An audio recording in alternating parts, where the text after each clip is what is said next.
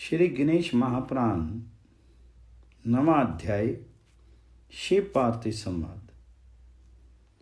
शौनक बोले, हे सूजी, हे प्रभु, आपने भगवान गणेश्वर के बड़े सुंदर सुंदर चरित्रों पर प्रकाश डाला। वस्तुतः ये चरित्र सुनाने में आप ही समर्थ थे। हे दया में उनके और भी जो महत्वपूर्ण चरित्र हों उन्हें कहने की कृपा कीजिए। सूर्य ने प्रसन्न होकर के कहा, हे शौनक, हे महाभाग, तुम धन्य हो जो गणेश्वर का चरित्र सुनते सुनते तुम्हारी तृप्ति ही नहीं होती। अब मैं तुम्हें इन्हीं से संबंधित एक अन्य कथा सुनाता हूँ। एक बार नारद जी सत्यलोक में गए थे। वहाँ उन्होंने लोक पिता में ब्रह्मा जी से पूछा था कि प्रभु, सर्वसुलभ उपासना किस देवता की है, अधिक कठिनाई भी ना हो और अभिष्टों की भी प्राप्ति हो जाए। तो ब्रह्मा जी बोले, देव ऋषि, तुम्हारे जैसा ही प्रश्न एक बार पार्वती जी ने भगवान शंकर जी से किया था। शिवजी बोले, श्री गणेश जी की उपासना ही सर्वसुलभ और समस्त अभीष्टों को देने वाली है। पार्वती जी का इतने उत्तर से संतोष नहीं हुआ, इसलिए उन्होंने पूछा, ये उपासना करके किस किस को सहज में ही अभीष्ट सिद्धि हो गई, सो बताइए नाथ। शिव द्वारा सुदामा के वैभव संपन्न का वर्णन। शिवजी बोले, हे प्रिय, द्वापर युग की बात है। सुदाना नामक एक अत्यंत दरिद्र, सदाचारी एवं विद्वान ब्राह्मण थे। वे आर्थिक संकट से बहुत ही दुखित रहते थे। एक दिन उनकी पत्नी ने उनके निवेदन किया, प्राणनाथ, आप व्यर्थ ही इतना कष्ट क्यों उठा रहे हैं? भगवान त्रिलोकीनाथ आपके बाल मित्र हैं, आप उनके पास जाइए, वे प्रभु आपकी दरिद्रता अवश्य दूर कर देंगे। यद्यपि सुदामा अपने मित्र से कुछ मांगना नहीं चाहते थे, तथापि उन्होंने पत्नी से अत्यधिक आग्रह के कारण जाना पड़ा। पत्नी ने थोड़े से चावल मैले चिथड़े में बांध करके सौगात के रूप में उन्हें दे दी। बेचारे सुदामा मार्ग पार करते हुए किसी प्रकार द्वारकापुरी पहुँचे, किंतु राजभवन पर जो प्रहरी थे उन्होंने उसे घुसने नहीं दिया। बड़े बावला हुआ क्या, वे राजराजेश्वर तेरे जैसे फटे हाल से कैसे मिलेंगे? तो सुदामा ने अपनी मित्रता की बात बताई तो वे हंसने लगे, किंतु बहुत आग्रह करने पर उन्हें दया आ गई। एक प्रहरी ने द्वारकापति से जाकर के कहा, प्रभु, कोई सुदामा नामक दरिद्र ब्राह्मण द्वार पर खड़ा है, वह मिलना चाहता है आपसे। सुदामा का नाम सुनते ही भगवान दौड़े आए द्वार पर और गले मिलकर के लिवा ले गए अपने साथ।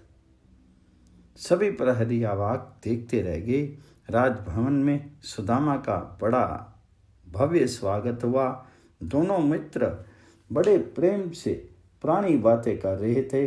तभी उन्होंने सुदामा के हाथ की पोटली देख ली।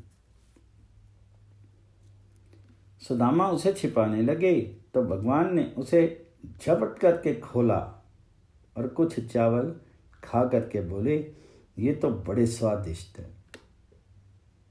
मित्र, ऐसे अमृत उत्तम पदार्थ को मुझसे छिपाते हो?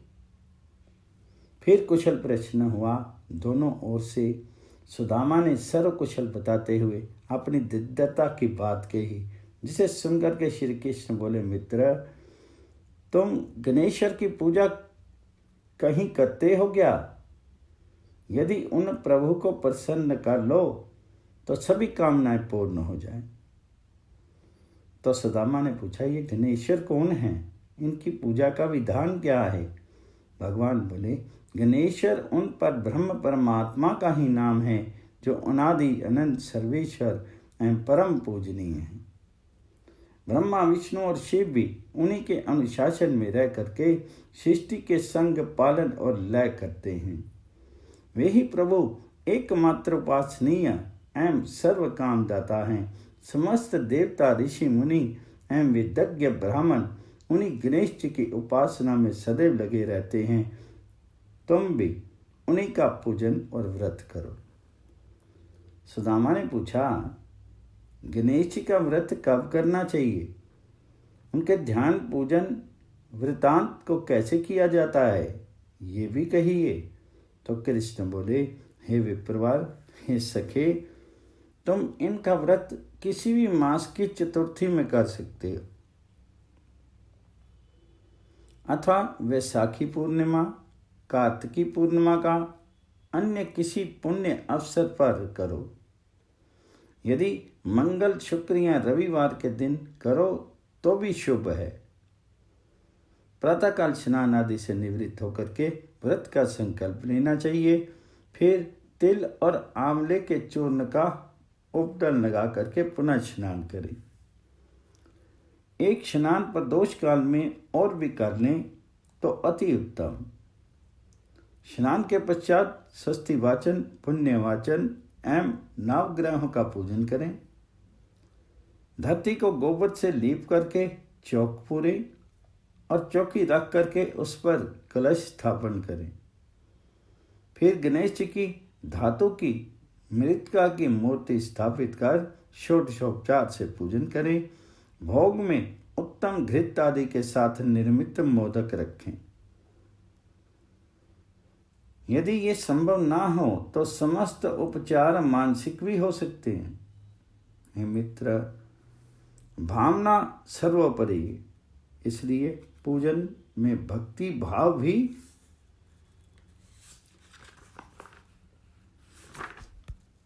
शेष फलदायक होता है। यदि श्रद्धा हो तो पूजन कार्य संपन्न होने पर ब्राह्मणों को भोजन करावें और यथाशक्ति दक्षिणा दें। सबके अंत में अपने परिवारी जनों एवं पत्नी, पुत्र आदि के साथ बैठ करके स्वयं भोजन करें। ये व्रत का विधान तुम्हें बता दिया है। सुदामा बोले, इस व्रत को पहले किसने किया था? श्री कृष्ण ने इसके उत्तर में कहा, एक बार प्रलय के पश्चात सृष्टि की उत्पत्ति होनी थी, परंतु ब्रह्मा जी की अनेक विघ्नों का सामना करना पड़ा। तब ब्रह्मा जी ने गणपति का ही पूजन किया और उनसे शक्ति प्राप्त करके सृष्टि रचना का कार्य संपन्न किया।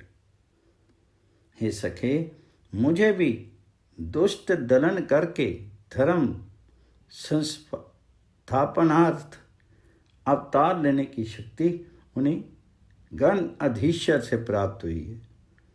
मैं तो प्रति शुक्रवार में गणेश जी का व्रत किया करता हूँ। ये सुनकर के सुदामा के मन में बड़ी प्रसन्नता हुई और उन्होंने आयाचित वृत्ति से प्राप्त होने वाले द्रव्य से वहीं गणेश जी के पूजन का संकल्प किया और श्री कृष्ण के परामर्श से उन्हीं के साथ आराधन कर प्रसाद ग्रहण किया और फिर उन्होंने भगवान जी के घर जाने की अनुमति मांगी। जब चले गए तब श्री कृष्ण उन्हें बहुत दूर तक पहुंचाने आए।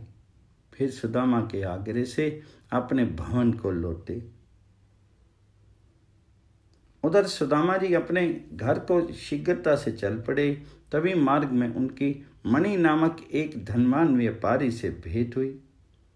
रात्रि में सुदामा जहाँ ठहरे थे वहीं व्यापारी जा ठहरा, किंतु जब वह प्रगाढ़ निद्रा में था तब चोरों ने उसका सभी बहुमूल्य धन चुरा लिया।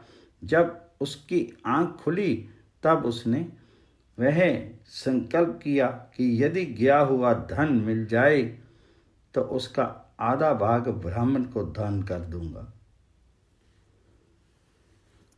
उसने ऐसा निश्चय किया ही था कि उसे एक संदूक कुछ ही दूर पड़ा दिखाई दिया। दौड़ करके उसने संदूक उठाया तो यह बहुत सारे रत्न आदि से भरा पाया। उसने प्रसन्न होकर के संदूक का आधा धन सुदामा को दान कर दिया। सुदामा को उससे बड़ी प्रसन्नता हुई और उन्होंने उस धनिक व्यापारी को भी साथ लेकर के भगवान गण अध्यक्ष का वहीं पूजन किया। सायंकाल में जब पूजन कार्य संपन्न हो गया तब सुदामा को भगवान गणेश्वर के साक्षात दर्शन हुए।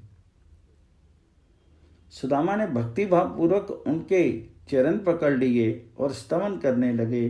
उन्होंने प्रभु से निवेदन किया, हे दयानिधे, हे सत्य स्वरूप परात्पर ब्रह्मा, आप परम दयालु और भक्त वत्सल हैं। हे नाथ, आपकी महिमा अपरंपार है, जिसे ब्रह्मा विष्णु और शिव भी नहीं जान पाते। तो मेरे जैसे तुच्छ जीव के तो कहने ही क्या है। हे प्रभु, आप सर्वशक्तिमान की स्तुति के लिए सार्थक शब्दों का भी तो मुझे ज्ञान नहीं है। हे दीनबंधो, मुझ पर दया कीजिए। आपको बारंबार नमस्कार है, नमस्कार है। श्री गणेश ने प्रसन्न होकर के सुदामा के मस्तक पर अपना वरद हस्त फेरते हुए कहा, विप्रश्रेष्ठ, वर मांगो, मैं तुम पर बहुत प्रसन्न हूँ। सुदामा ने हाथ जोड़ करके कहा, करनाथ सिंधु, जब आप सर्व ऐश्वर्य में की मुझ पर पूर्ण कृपा है तो फिर क्या मांगू। हे नाथ, यदि आप प्रसन्न हैं तो मुझे अपनी अनन्य दृढ़ भक्ति प्रदान कीजिए। बस यही मेरे लिए अत्यंत श्रेष्ठ वर होगा। गणेश्वर अमस्तु कहकर के अंतर ध्यान हो गए। उस समय वह धनिक भी वहां उपस्थित था। उसने सुदामा से गणेश जी के पूजन और महात्म्य संबंधी कुछ बातें पूछी और फिर उसने स्वयं भी श्री गजानन का व्रत करने का संकल्प किया। सुदामा पर भगवान गण अध्यक्ष की बड़ी महती कृपा हुई। सुदामा वहां से चल करके अपने घर पहुंचे तो ये देख करके अत्यंत विस्मय करने लगे कि वहां कहीं भी उसकी पर्णकुटी नहीं है, वरन एक अत्यंत वैभवशाली भवन खड़ा है जो वहां कभी नहीं था। सुदामा सोचने लगे कि ये क्या हुआ, क्या किसी ने मेरी कुटी तोड़वा करके अपना महल बनवा लिया, और यदि ऐसा है तो मेरी पत्नी कहाँ गई। सुदामा इस प्रकार चिंता में पड़े थे, तभी उनकी पत्नी ने भवन के भीतर से उन्हें देख लिया और सेवकों को उन्हें बुला लाने की आज्ञा दी। जब सुदामा भीतर गए तो उनकी पत्नी ने कहा, नाथ, रात में मैं अपनी पर्णकुटी में सोई थी और प्रातःकाल आंख खुलने पर अपने को इस राजसी भवन में पाया। मुझे आश्चर्य है कि ये सब क्या हो गया। ये इतने दास दासी भी ना जाने कहाँ से आ गए। तब सुदामा ने भगवान गणेश जी के प्रसन्न होने का समस्त वृत्तांत आद्योपांत सुना दिया। फिर तो वे प्रति मास ही गणेश जी का पूजन करने लगे तथा वहाँ सर्व सुख भोग करके अंत में गणेश लोक को प्राप्त हुए। ओम गण गणपति नमः। श्री गणेश महापुराण में वैश्य को चोरों के धन की पुनः प्राप्ति। शौनक जी बोले, हे प्रभु, ये तो आपने बड़ा सुंदर वृत्तांत सुनाया। अब ये बताने की कृपा करें कि उस वनी के व्यवसायी ने घर जाकर के क्या किया तथा उसे जो रत्नों से भरा संदूक मिला था वह किसका था, तब सहसा कहाँ से आ गया। मेरा ये जिज्ञासा शांत करने की कृपा कीजिए। तो सूत जी ने कहा, शौनक, तुमने अच्छा प्रश्न किया है। उस धनिक को जो रत्न आदि धनों से भरा हुआ संदूक मिला था वह भगवान विघनराज की कृपा ही थी। उन्होंने सुदामा को धन प्राप्त कराने के लिए ही वह धन वहीं सहसा उत्पन्न कर दिया था। अब उस वैश्य का वृत्तांत सुनो। वह कच्छ भुज नामक नगर का निवासी था और व्यापार के उद्देश्य से ही प्रदेश में गया था। उसने अपने नगर में लौट करके भगवान विघ्नराज का पूजन उत्सव बड़े समारोह से किया, जिसमें नगर के प्रतिष्ठित व्यापारी, अधिकारी एवं उनके बहुत से बांधव आमंत्रित किए गए। अनेकों विदग्ध ब्राह्मणों ने उस पूजन कर्म में योग दिया। उस धनिक ने ब्राह्मण भोजन करा के प्रचुर धन दान दक्षिणा में दिया। वैश्य के एक परम मित्र थे, राजा के प्रधान अमात्य चित्रबाहु। वे भी प्रसाद ग्रहणार्थ बुलाए गए थे। प्रसाद ग्रहण के बाद चित्रबाहु के द्वारा यात्रा के कुशलता से पूर्ण होने की बात पूछने पर उसने धन के चोरी जाने और प्रभु कृपा से अन्य रत्न राशि प्राप्त होने की बात सुनाई। इसके पश्चात उत्सव का आयोजन संपन्न हुआ। एक दिन कुछ लोग चित्रबाहु के पास जाकर के विक्रयार्थ रत्न आदि दिखाने लगे तो चित्रबाहु ने रत्नों के असली होने की परीक्षा के लिए अपने मित्र वैश्य को बुलाया। उसने रत्नों को देखकर पहचान लिया कि ये वही रत्न है जो मेरे पास से चोरी गए थे, और ये बात उसने सबके सामने चित्रबाहु से कह दी। तब चित्रबाहु ने रत्न लाने वाले से कहा, बताओ तुम्हें ये रत्न कहाँ से मिले, प्राप्त हुए। पहले तो उन्होंने कुछ उल्टी सीधी बातें बनाई, किंतु जब उन्होंने मित्रबाहु के आदेश पर अपने को राज सैनिकों से घिरे पाया तो रोते हुए बोले, प्रधान जी, हमारा अपराध क्षमा कर दें, तो हम अभी सब बात बताते हैं। चित्रबाहु ने कहा कि सत्य कहोगे तो क्षमा कर दिए जाओगे। तब उन्होंने स्वीकार किया कि मार्ग में उस वैश्य से ही ये धन चुराया था। इसके पश्चात उन्होंने वह धन वैश्य को लौटा दिया। चित्रबाहु ने उन चोरों से कहा, देखो, ये भगवान गणेश्वर का ही प्रभाव है जो तुम लोग धन लेकर के यहाँ खींचे चले आए हो। यदि सुख समृद्धि चाहते हो तो चोरी का धंधा छोड़ करके अन्य कार्य में लगो और भगवान गण अध्यक्ष का व्रत पूजन आदि करो, तो तुम्हें सहज ही समस्त धन प्राप्त हो जाएंगे। ये सुनकर के चोरों ने भविष्य में चोरी ना करने की प्रतिज्ञा की और संकल्प किया कि हम उन्हीं विनायक की आराधना करते हुए धर्मपूर्वक जीवन यापन करेंगे। इस प्रकार के चोर सदाचारी बन करके भगवान गणेश्वर की आराधना करने लगे, जिससे उन्हें सर्व सुखों की प्राप्ति हुई। वह वैश्य भी चोरी का धन वापस लौट आने पर अत्यंत प्रसन्न हुआ और गणेश्वर की पूजा करने लगा। ओम गण गणपति नमः। श्री गणेश पुराण में चित्रबाहु पर भगवान विनायक की कृपा। सूजी बोले, हे शौनक, चित्रबाहु ने गणेश व्रत का दृढ़ संकल्प किया, किंतु बाद में पुत्र प्राप्ति होने पर अपने संकल्प को भूल गया। इस कारण उस पर संकट के मेघ मंडराने लगे और एक दिन सहसा राजा ने किसी कारण कुपित होकर के उनका सर्वस्व छीन लिया और देश निकाला दे दिया। इस कारण उनके पास जीवन यापन का कोई भी साधन नहीं रहा। जब भूखों मरने की नौबत आ गई तो नर्मदा के तट पर भीख मांगने लगा। तभी एक दिन उसने शुक्रदेव जी का आश्रय देखा तो भीतर जाकर के महिषी को प्रणाम कर बैठ गया। महिषी ने पूछा, तुम कौन हो, कहाँ से आए हो, क्या प्रयोजन है तुम्हारा?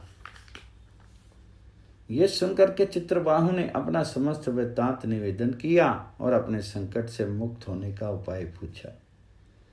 महिषी ने कुछ देर ध्यान लगाने के बाद कहा, वत्स, तुमने पुत्र प्राप्ति के लिए भगवान विनायक के व्रत का संकल्प किया था। जिस पुत्र उत्पन्न होने पर तुम भूल गए, इसी कारण तुम्हें ये घोर कष्ट भोगना पड़ रहा है। इस स्थिति से छुटकारा पाने के लिए उन्हीं भगवान विनायक का व्रत और पूजन करो, फिर तुम्हें कोई कष्ट नहीं होगा और तुम अपने पूर्व को भी पालोगे। हे शौनक, शुकदेव मुनि की बात सुनकर के चित्रबाहु को अपनी भूल पर बड़ा पश्चाताप हुआ और उसने तुरंत ही विनायक भगवान जी के व्रत का संकल्प कर गणेश चतुर्थी के शुभ दिवस में गणेश जी का भक्ति भाव से पूजन किया, जिसके प्रभाव से उसे पूर्व पद और वैभव की शीघ्र प्राप्ति होगी। ओम गण गणपते नमः।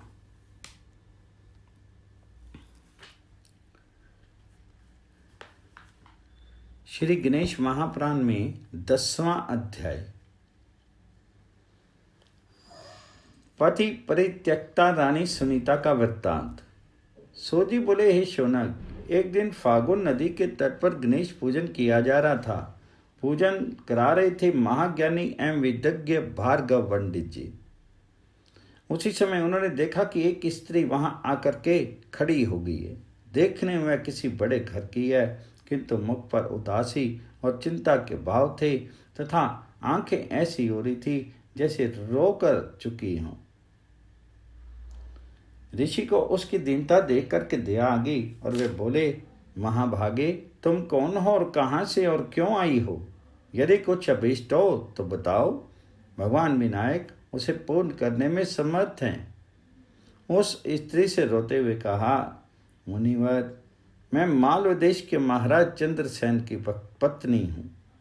यद्यपि महाराज अत्यंत सर्वज्ञ, नीतिज्ञ और परम बाल वैभव संपन्न हैं और मुझ पर प्रेम भी बहुत करते हैं, किंतु मेरे कोई संतान ना होने के कारण उन्होंने मेरी ही अनुमति से दूसरा विवाह कर लिया। फिर तो वे उसके प्रेम में आसक्त होकर के मेरा तिरस्कार करने लगे। मेरी सौत ने तो मुझे दासी से भी बुरी अवस्था में डाल दिया। फिर उसके एक सुंदर पुत्र उत्पन्न हुआ, जिसका नाम पद्मसेन रखा गया।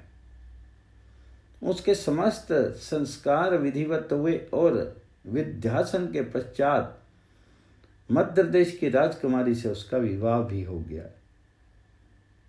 हे मुनिनाथ, फिर मेरे पति समस्त परिवार के सहित गया में पिंड दानार्थ आए और आज समस्त धर्म कार्य संपन्न होने पर थके होने के कारण पलंग पर सो गए। मैं उनकी सेवा शुरुआ में लगी थी, तभी मेरी सौत वहां आई और उसने मुझे अनेकों गालियां दी और लात घूंसों से प्रहार किया। तब मैं अपमान न सहन करने के कारण आत्महत्या के विचार से शिविर छोड़ करके वहां चली आई और नर्मदा में कूदना चाहती थी कि कुछ मंत्र ध्वनि सुन करके और पूजन आदि होते देख करके यहाँ चली आई। आज आप मुझे यह बताएं कि आप किस देवता का पूजन कर रहे हैं और इसे करने से मेरा भी दुख दूर हो सकेगा। महिषी ने उनकी बात सुनकर के करुण दृष्टि से देखते हुए कहा, रानी, भगवान भी गणेश का पूजन कर रहे हैं। ये प्रभु समस्त विघ्नों को दूर कर सभी अभिष्टों के पूर्ण करने में समर्थ हैं। तुम इन्हीं विघ्नराज का पूजन करोगे तो तुम्हारे कष्ट शीघ्र दूर हो जाएंगे। ये कहकर के मुनि ने उसे बैठने का संकेत किया और पूजन समाप्त होने पर प्रसाद दिया। तब रानी गणेश पूजन का संकल्प करके उन्हीं का स्मरण करती हुई अपने स्थान को लौट गई। ओम गण गणपति नमः। श्री गणेश महापुराण में रानी सुनीता को सर सुख शांति। शौनक बोले, हे सूजी, फिर उस रानी ने क्या किया? शिविर में लौटने पर उसका पुनः अपमान तो नहीं हुआ? उसने गणेश पूजन किया या नहीं? यदि किया तो उसका क्या फल हुआ? ये सब वृत्तांत मेरे प्रति कहने की कृपा कीजिए। तो सूर्य ने कहा, शौनक, रानी सुनीता का अगला वृत्तांत पार्वती के पूछने पर शिवजी ने इस प्रकार बताया कि रानी अपने शिविर में जाकर के सो गई। उसके आत्मभाग के लिए जाने आदि की बात का किसी को भी पता नहीं चला। महाराज चंद्रसेन जब अपने राज्य में लौट आए तब उनके विचार से पलटा खाया और उन्होंने सोचा कि बड़ी रानी को संतान नहीं हुई तो इसमें इसका क्या दोष है। वह तो जब तक अपने पतिव्रत धर्म का निर्वाह करती चली आ रही है, इसलिए उसके प्रति छोटी रानी का व्यवहार अनुचित और अन्यायपूर्ण है, ऐसा सोच करके वह रानी सुनीता का आदर करने लगी। भगवान गणेश्वर के व्रत विषयक संकल्प का ऐसा प्रभाव देख करके सुनीता उसका पूजन करने के लिए तत्पर हुई और व्रत रख करके विधि पूर्वक राजगुरु भारद्वाज के द्वारा पूजन कार्य संपन्न कराया। उसने पूजन के लिए महाराज को बुलाया तो उन्होंने छोटी रानी मदनावती को भी सुनीता के भवन में चलने को कहा, किंतु मदनावती इच्छा के कारण महाराज के साथ नहीं गई और वे अकेले ही वहां पहुंची। हे शौनक, रानी सुनीता ने अपने पति को आई देखा तो बड़ी प्रसन्न हुई। उसने इसे गणेश जी की ही कृपा माना। फिर उसने पति के साथ बैठ करके भगवान विघ्नराज का भक्ति भाव से पूजन किया और स्तुति, आरती, प्रदक्षिणा आदि के पश्चात महर्षि भारद्वाज और अन्य ब्राह्मणों को भोजन और दक्षिणा से संतुष्ट किया। रानी सुनीता के यहाँ व्रत उत्सव बनाए जाने और पति देव के उसमें भाग लेने के कारण रानी मदनावती नष्ट होगी और महाराज का भी तिरस्कार कर बैठी। तब तो महाराज उसका साथ छोड़ करके रानी सुनीता के भवन में ही रहने लगे। कालांतर में गणपति की कृपा से रानी गर्भवती हो गई। अब तो महाराज ने स्वयं ही प्रसन्नता के कारण सुनीता के भवन से ही श्री विघ्नेश्वर के पूजन का आयोजन किया और उसमें रानी मदनावती को भी बुलाया, किंतु वह रुष्ट रहने के कारण नहीं आई। पूजन के पश्चात महाराज स्वयं ही प्रसाद देने के लिए रानी मदनावती के महल में गए, किंतु रानी ने प्रसाद नहीं लिया। राजा मानित हुआ, बड़ी रानी के भवन में लौट आया। उधर मदनावती कुष्ठिन हो गई, इस कारण राजा ने उसका परित्याग कर दिया। इधर रानी सुनीता को पुत्र रत्न की प्राप्ति हुई। उसका जन्म उत्सव बड़े ही धूमधाम से मनाया गया और उसके जातक्रम आदि सभी संस्कार समय समय पर कराए जाते रहे और उस प्रसन्नता के कारण पुरोहित, ब्राह्मण, अतिथि आदि को पर्याप्त दान दक्षिणार्थ दी गई। बालक का नाम लक्ष्यपद रखा गया। अब मदनावती अत्यंत दुखित थी। जब उसे अन्य कोई उपाय नहीं सूझा तो रानी सुनीता के पास जाकर के बोली, बहन, मुझ पीड़ित पर कृपा करो, मैं तुम्हारी शरण हूँ। सुनीता को उस पर दया आ गई और उसने कहा, बहन, तुमने भगवान विघ्नेश्वर का अपमान किया और उनका प्रसाद तक ठुकरा दिया, इसी कारण तुम्हें इस घोर दुख की प्राप्ति हुई। अब तुम उन्हें भगवान जी का व्रत और पूजन करो। ये सुनकर के उसने संकल्प पूर्वक भगवान विनायक देव का व्रत और पूजन किया, जिसके प्रभाव से वह रोग मुक्त हो गई और पूर्व सम्मान को प्राप्त कर सकी। अब दोनों रानियां बड़े प्रेम से रहने लगी और राजा के साथ गणपति पूजन करती हुई सुखपूर्वक जीवन बिताने लगी। उस व्रत के प्रभाव से राजा सहित उन्हें गणराज के धाम की प्राप्ति हुई। ओम गण गणपति नमः।